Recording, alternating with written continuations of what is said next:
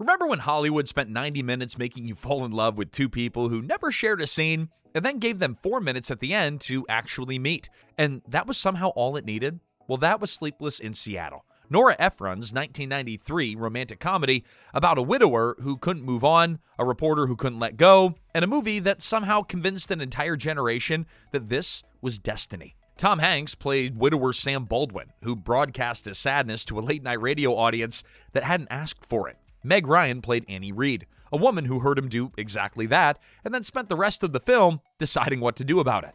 Bill Pullman played the fiancé who never had a chance. Rosie O'Donnell played the best friend who was right about everything from scene 1, and today we're going to count down 15 weird facts that you didn't know about Sleepless in Seattle. And stick around for number 1, because the song that everyone associates with the movie is the one that Nora Ephron spent the entire production keeping out of it. Before we get started, hit like and subscribe. Come on, 2 strangers fell in love over a radio signal. Subscribing's 1 button. You can manage it. All right, let's get out to Seattle. Number 15, the English teacher who ran a Taekwondo school changed romantic comedies forever. Jeff Arch was not a screenwriter, at least not in any way that Hollywood recognized. He'd spent his 20s running concert lighting for rock tours, hanging out around the edges of the film business, but without ever cracking it. Then he wrote an off-Broadway comedy. It sold out 3 weeks of previews. The critics buried it the night it opened for real, and Arch walked away from writing for like 3 years. He landed in Virginia. He taught high school English. He opened a Taekwondo school. None of that reads like the origin story of the man who was about to reshape American romantic comedy. But then his son was born, and the whole picture rearranged itself. He gave himself 1 year to write 3 screenplays. He sold the school and then sat down to do it. Sleepless in Seattle was the second one. His agent sent it to producer Gary Foster, who was crying by the time that he reached the end. So the script that dragged the rom-com back to life in the 90s came from a guy who taught grammar and proper kicking form in the Virginia suburbs. Sometimes the right story, it finds the last person that you'd ever look for. Number 14, half of Hollywood passed before Meg Ryan got the call. Julia Roberts got the first offer, and she turned it down. And then all your normal names, right? Michelle Pfeiffer, Jennifer Jason Leigh, Jodie Foster, Nicole Kidman, Demi Moore even. They all circled it and then quietly drifted off. Deborah Winger wanted in, and she didn't land it. So the role finally found Meg Ryan, who was Nora Ephron's first choice before Ephron was even hired to direct. Arch had written Annie for her. Ephron pictured her too, and half a dozen bigger names couldn't shake either of them loose.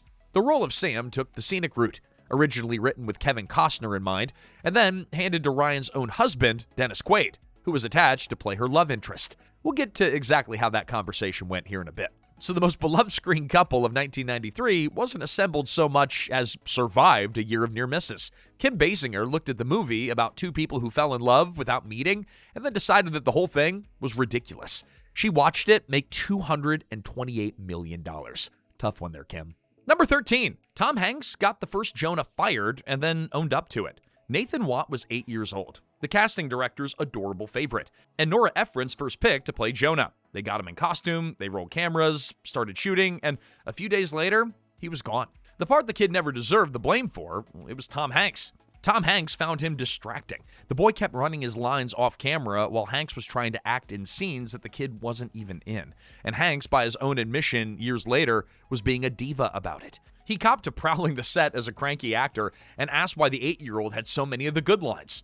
America's Dad quietly resenting a second grader's screen time. So they reset, and the hunt for Jonah had already run through a who's who of future famous kids. Elijah Wood, Joseph Gordon-Levitt, Ben Savage, Ryder Strong, Jason Schwartzman, even a 17-year-old Lee Phoenix, who was too old for it and still a few years before going by Joaquin. None of them got it. The part went to Ross Malinger, the kid from Kindergarten Cop, whom Ephron remembered from an earlier audition. Whatever the first take was missing, Malinger had it on contact. Hanks said the boy understood the difference between reciting lines and actually playing a scene, and that the second they started working together, it became a movie. Years later, when Erin Carlson tracked Watt down for her book, he barely remembered any of it. He said Rosie O'Donnell was nice, Ephron less so, and that was about the extent of it. His verdict on getting cut from the classic before his 9th birthday, I was 8. Fair. Most people don't remember their first firing either. Number 12, Nora Ephron fired Meg Ryan's husband before filming began. Back in 1991, before anyone was directing this thing, TriStar sent the script to Meg Ryan and her husband Dennis Quaid. They loved it. Quaid was set to play Sam, and then the project stalled out. Ryan got pregnant, and the whole thing went quiet. So by the time it woke back up, Nora Ephron was running the show. She rewrote the script and knew exactly who Sam was, and that was Tom Hanks. Only nobody had relayed that to Ryan, who came back assuming that she was still co-starring with her own husband. Enter the conversation that producer Gary Foster simply called difficult. Ephron sat across from a married woman and explained, kindly but firmly, that her husband was wrong for the part and someone else was right. Ryan apparently took it well. Quaid was out. What replaced him would become one of the defining screen couples, really, of the decade. 5 years later, Ryan and Hanks reunited for You've Got Mail, a great rainy Sunday afternoon movie that still holds up today. Ryan and Quaid divorced in 2001. Make of that what you will. Number 11, the James Bond composer didn't want to score 20 classic songs. John Barry defined the sound of James Bond. 11 007 films, 5 Academy Awards, and the man who arranged the Bond theme that still sounds like Danger 60 years later.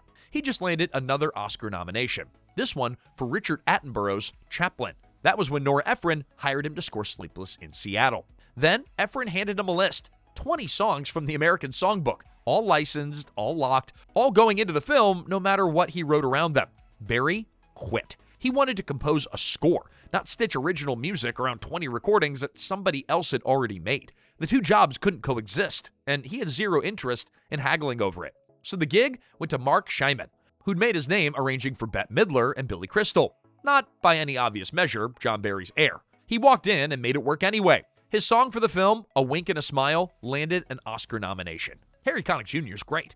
And Shaiman went on to rack up 7 Oscar nods total, win a Tony and a Grammy for Hairspray, and then build one of the most versatile composing careers of his generation. John Barry, presumably, enjoyed a very pleasant vacation that year. Number 10, a favor from Elizabeth Taylor's ex-husband saved the movie. Seattle in 1992 had no real film sound stages, and Nora Ephron flatly refused to move production anywhere else. So after weeks of scouting warehouses and factories, the team found the decommissioned hangars at Sandpoint Naval Air Station. Huge, purpose-built, exactly what they needed. But there was only one problem. The Navy kept saying no. Then Ephron picked up the phone and called John Warner. Warner had run the Navy as its secretary in the early 70s, which already made him useful. He'd also, somewhere in there, been married to Liz Taylor. Yeah, her 6th husband. Wed on a hilltop at his Virginia farm in 1976 after the two were set up on a blind date at a dinner for Queen Elizabeth II. Of course.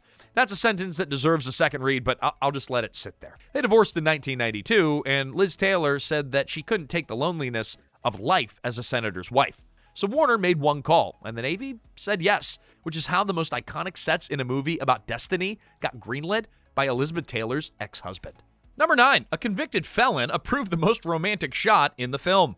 The Empire State Building's management wouldn't close the observation deck for filming. At the time, the building was run by Leona Helmsley's organization, and Helmsley was, to put it gently, indisposed. She'd been convicted of 33 federal accounts of tax evasion, conspiracy, and mail fraud. She dodged roughly $1.7 million in taxes, drawn a $7.1 million fine, and was serving her sentence in the Federal Correctional Institution in Danbury, Connecticut.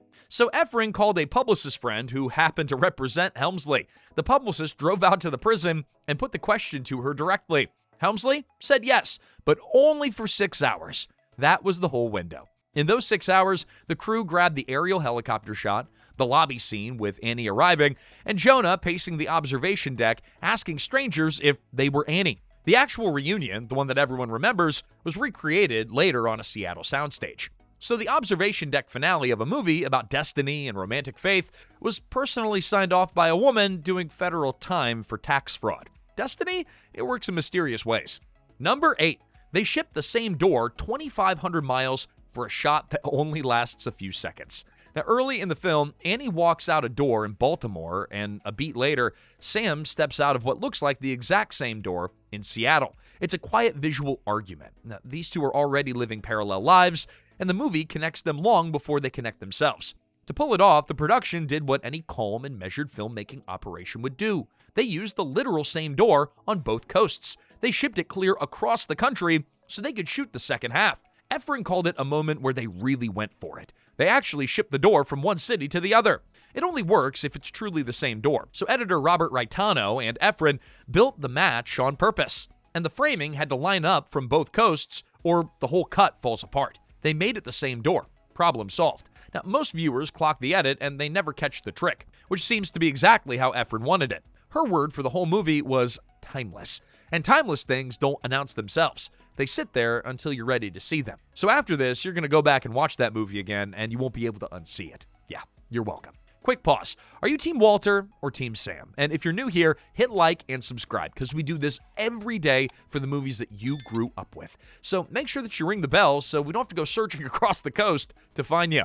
All right, let's get back on the air.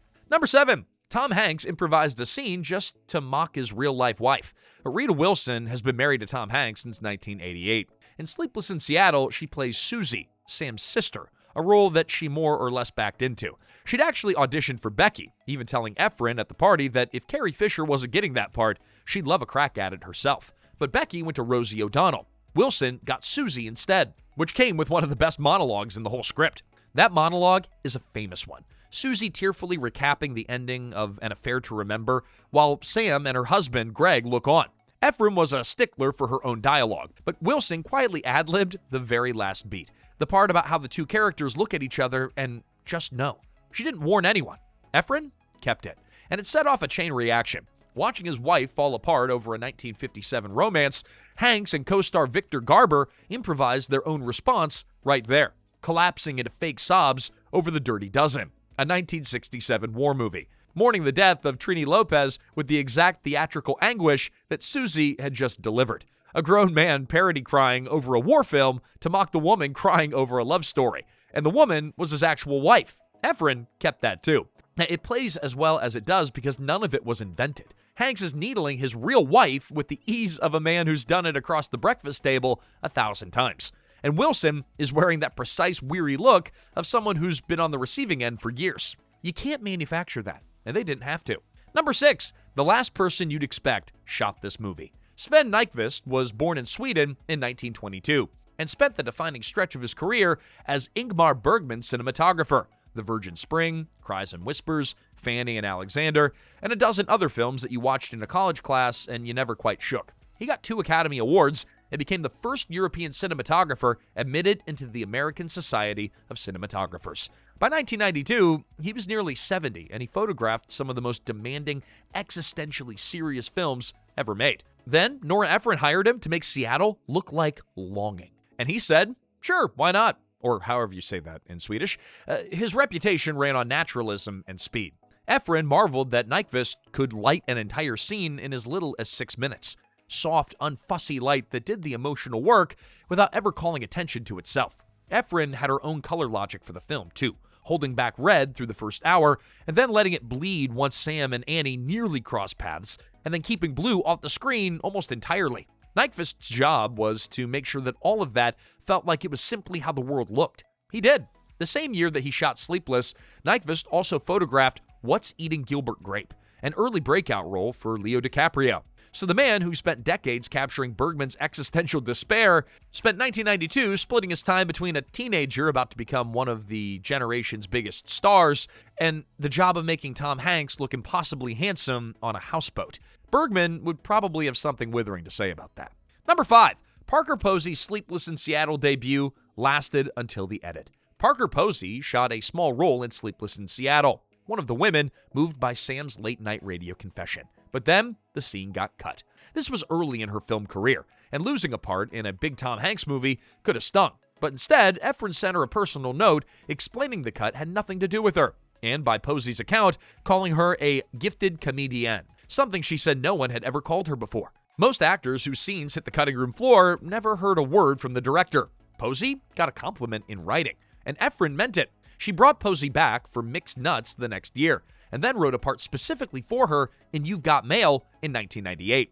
Posey didn't need the boost anyway. Dazed and Confused, shot around the same time, became the role that introduced her to most audiences, and she spent the rest of the decade carving out her own corner of independent cinema, The House of Yes, and later, Best in Show. So Nora Ephron cut one of Parker Posey's earliest screen appearances, apologized for it in writing, and then kept hiring her for years, which means the first Nora Ephron film that Parker Posey ever appeared in technically doesn't exist. Number 4, the 1957 recording almost didn't survive the transfer. Mark Shaiman wanted the music for the climax to be the real thing. the actual 1957 recording from An Affair to Remember. He tried recreating it first, transcribing Hugo Friedhofer's Oscar-nominated orchestration, matching the instrumentation, booking a full orchestra. It came close, but as Shaiman tells it, no matter how hard they tried, they just couldn't capture whatever it was that old orchestras used to do. Close wasn't going to cut it. So he went digging in 20th Century Fox's vaults and found the original 1957 master tapes. But tape that old comes with a problem. The binder breaks down, and before you play it, you have to bake it. Literally apply gentle heat to drive out the moisture so it'll move evenly across the heads. And a master this fragile might give you exactly one pass. They baked it, threaded it onto a reel-to-reel, and then hit play. The recording came through clean, and the instant the transfer finished, the tape crumbled. The 1957 master was gone. There's something almost unbearingly fitting in that. The original cooperating one last time before going silent for good, as if it had agreed to lend itself to a 1993 love story and then quietly bowed out. Sleepless in Seattle is a movie about one last chance, a man sure that his life is over, and a woman who nearly talks herself out of the leap. The tape got one playback, and that was enough. Number 3, Nora Ephron already had written the book on getting cheated on. In 1983, Nora Ephron published Heartburn. It was an autobiographical novel about a food writer who, 7 months pregnant with her second child, discovered that her husband is having an affair. A few years later, it became a movie. Jack Nicholson played the husband. Somewhere out there, the man who inspired the story has to live with that. Meryl Streep and Jack Nicholson, it should be noted, are not automatically compliments. By 1993, Ephron had been married to writer Nicholas Pileggi, who wrote Wise Guy, the book that became Goodfellas. For 6 years, in the decade between, she'd written Heartburn, she wrote When Harry Met Sally, and directed her first feature. Then she made Sleepless in Seattle, a movie with absolutely no cynicism about love. None. The same woman wrote both. One is about betrayal so specific that it became a bestseller, and the other is about two people who barely meet and somehow feel inevitable. Heartburn is still in print. Sleepless in Seattle is still the movie that people stumble across at 11 o'clock on a Tuesday night and end up watching to the credits. Her ex got Jack Nicholson. Nora Ephron got the ending. Number 2, the movie that reminded Hollywood about Deborah Kerr. 6 Oscar nominations, 0 wins. Deborah Kerr held the record for the most Best Actress nominations without a single victory. The Academy confirming that she was good roughly once every 2 years for more than a decade, but never once following through. Then Sleepless in Seattle came out. The film is a near 2-hour love letter to An Affair to Remember. Annie quotes it from memory, cries at it on cue, measures every romance in her life against it, and when Sleepless hits theaters, An Affair to Remember came roaring back into rental stores. A 36-year-old movie suddenly found a brand new audience, an audience that now had a reason to care about the woman at its center. 9 months later, the Academy handed Deborah Kerr an honorary Oscar. Frail by then from Parkinson's, she walked out to a standing ovation and gave a short, shy speech. She'd never been so terrified, she said, but it felt better knowing that she was among friends. And she thanked the room for giving her a happy life. The room rose for her a second time. 6 nominations, and the kindest thing that they ever gave her came without a category. And the symmetry was not lost on Ephron, who didn't miss much. The great almost reunion of An Affair to Remember is set at the top of the Empire State Building, and so is the meeting that ends Sleepless in Seattle. 6 nominations across a decade never got Deborah Kerr that statue. A few months of renewed interest in 1993 apparently did. Number 1, the song you remember isn't where you remember it. All right, the song you're hearing in your head right now, the one you'd stake real money plays when Sam and Annie finally meet on the observation deck, that wasn't there. Sony Pictures chief Peter Gruber wanted Celine Dion and Clive Griffin's cover of When I Fall in Love in the film badly, and he pushed for it. By some accounts, the release even got pushed back a couple of months to get the recording done. But Nora Ephron said no. The whole film was built on a single idea, that the American songbook is what shapes how we imagine love. Music that feels like it always existed. A glossy 1993 pop ballad at the emotional peak would blow a hole in the movie's own argument about itself.